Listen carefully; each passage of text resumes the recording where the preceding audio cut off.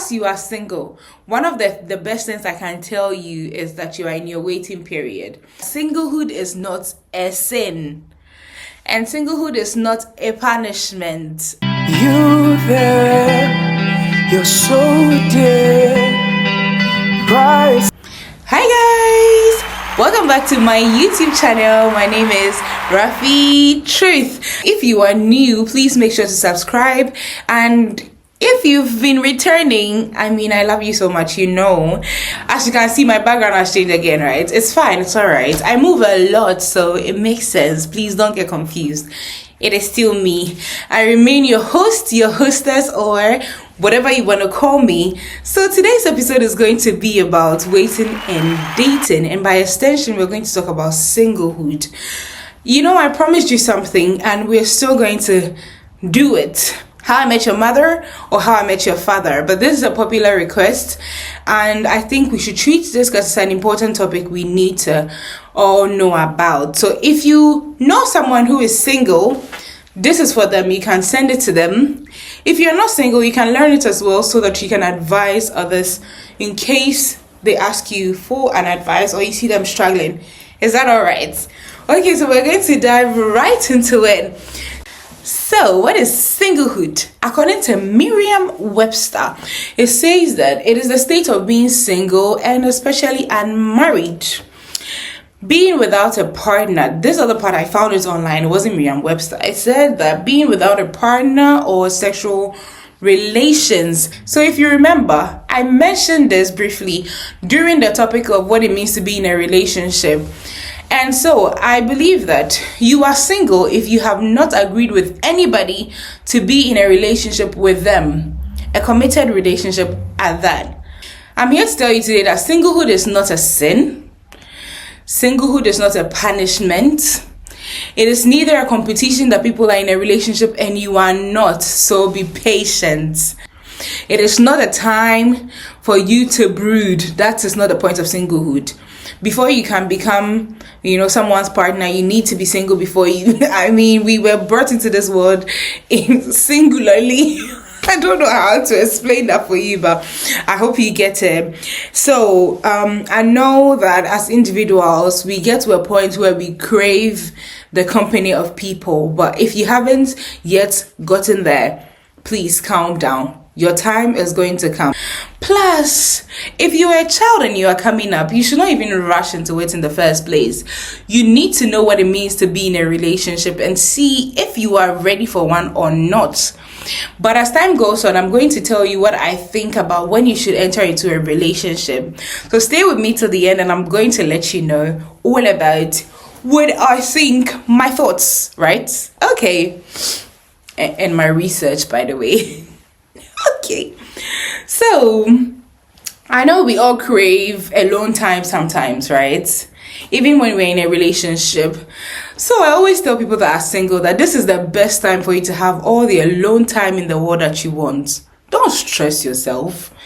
And as a matter of fact, it is a blessing in disguise to be single right now, but you do not know. Because when you are single, this is a time you can actually serve God in full capacity. Do all that you want to do. Like, you don't have any husband or wife or kids calling you, stressing you, doing this, doing that.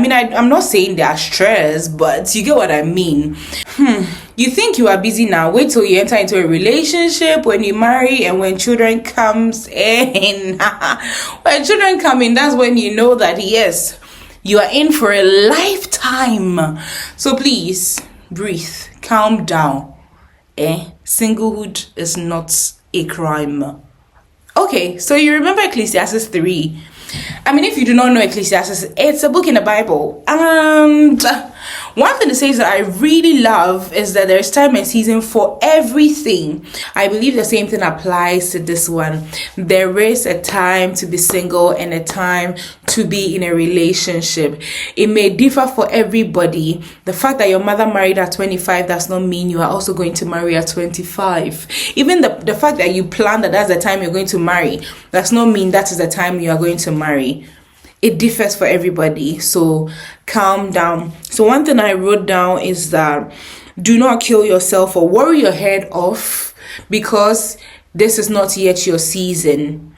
The right one hasn't come yet. And the fact that,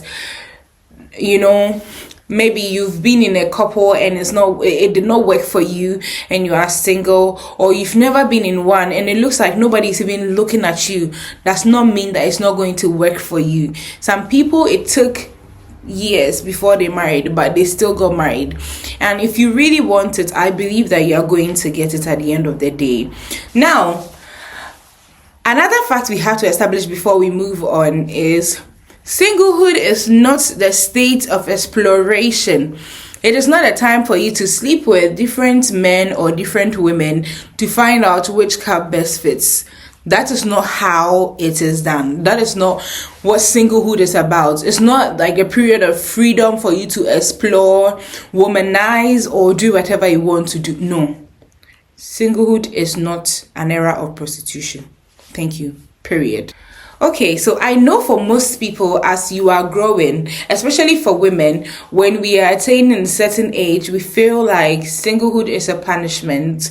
We feel like once we are not married, there is a problem in this and that, which I understand, because it's a blessing to have a partner with you in life.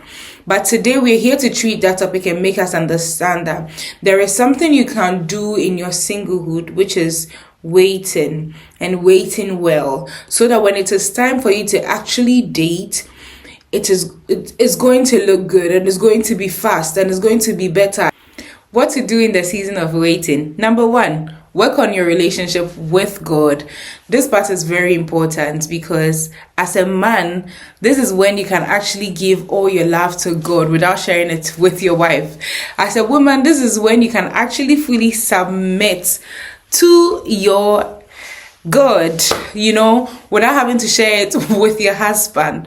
And I say this because I always believe that with God, you do all these things. Though the Bible says, as a husband, love your wife, as a wife, submit to your husband. With God, you do all these things. So as a man, you learn what real love is. You learn how to even submit. You learn how to respect.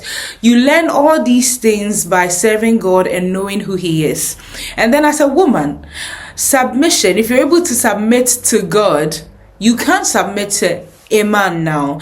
But if you have never done all these things and you feel like you've never loved, but you can fully love somebody without conditions, or be even forgiven when the person faults against you, you are deceiving yourself, but you do not know. So my best advice to you is that when you are waiting, this is when you should find out your calling from God. Number 2, better yourself and practice knowing yourself well. This is a period to build your self-confidence. Know what you like and what you dislike. Also, practice self-care. By self-care, I mean, as a man, if you have to trim your hair, trim your hair. You are properly dressed, you are clean, and everything that comes with it. As a woman, make sure you are clean. Make sure you are presentable. This is a time where you take care of yourself very well. It's only when you've been able to take care of yourself that you can take care of another person coming into your life. Better yourself. Make yourself better for the person coming. Number 3, check your tolerance with others. Your relationship with others. Do people easily get on your nerves? Are you easily annoyed by what people do? Do you have something to say about everything people do? Do you have so much pride in you that you feel you are always right? And all those things. Make sure to check it before you enter into a relationship. So this is something you should look at as someone in waiting. Number 4, pray for a good partner. People actually underestimate this thing, but it's a big deal. Pray for a good partner. Why am I saying this? 1 Corinthians 15:33 says, do not be deceived. Bad company ruins good morals. So do not just accept anyone because you want a partner. Pray for a good partner. That way, it can help you decipher, this is the right person for me, this is not the right person for me. Because mind you, even in life, You pray for good friends so that you do not end up somewhere that you are not supposed to be. You pray for colleagues that have the heart of God, colleagues that, like any person that enters into your life, you need to pray about the person. So how much more the person you are doing life with, that you are going to give your body to, that you're going to raise a family with. Pray for a good one. Pray for a good one.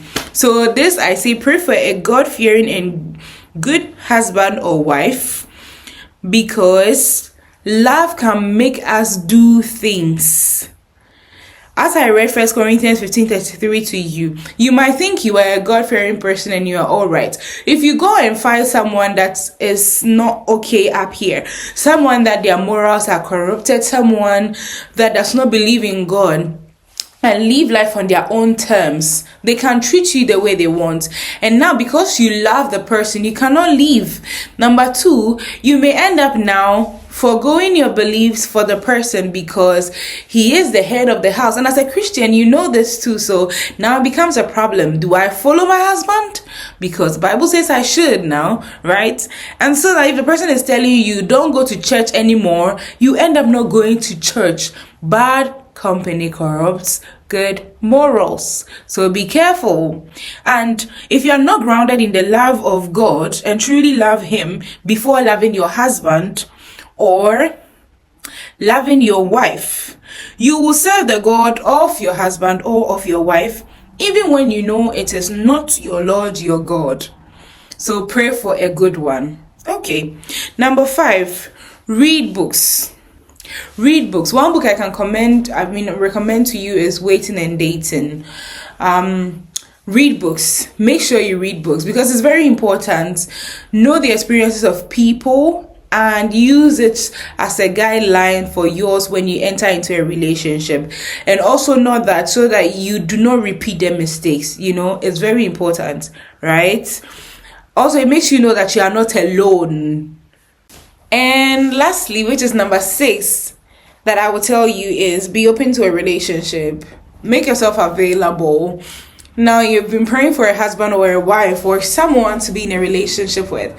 And then someone comes knocking on your door and you start misbehaving. Just tell me why. It's not right, Avail yourself. You want a God-fearing husband or a wife and you're going to the club to meet the person. Who are you kidding? So personally, I do not think I have cracked the code of when one should start dating. But one thing I know for sure is that I said to myself that I will only date when I turn 18. Because 18 is considered as, when you are no longer a minor. In other places, it can be 16. But for me, I chose 18. And I chose 18 for a reason. Because personally, I believe that even when you become of legal age, if you do not know what love is, you do not know who God is, you have not come to terms with what it means to be loved by someone and also to love someone, you shouldn't start a relationship. If you're still living under the protection of your parents, if your parents are still feeding you, if they're still providing for you, you may still have to hold on with getting a partner. I'm not saying you are not matured enough if you are still living under the wings of your parents, because anything could happen. But when you're dating, you should have it in mind that you want to get married. And you're dating someone under the shed of your parents. When you're ready to get married, will you bring the person to live with your parents?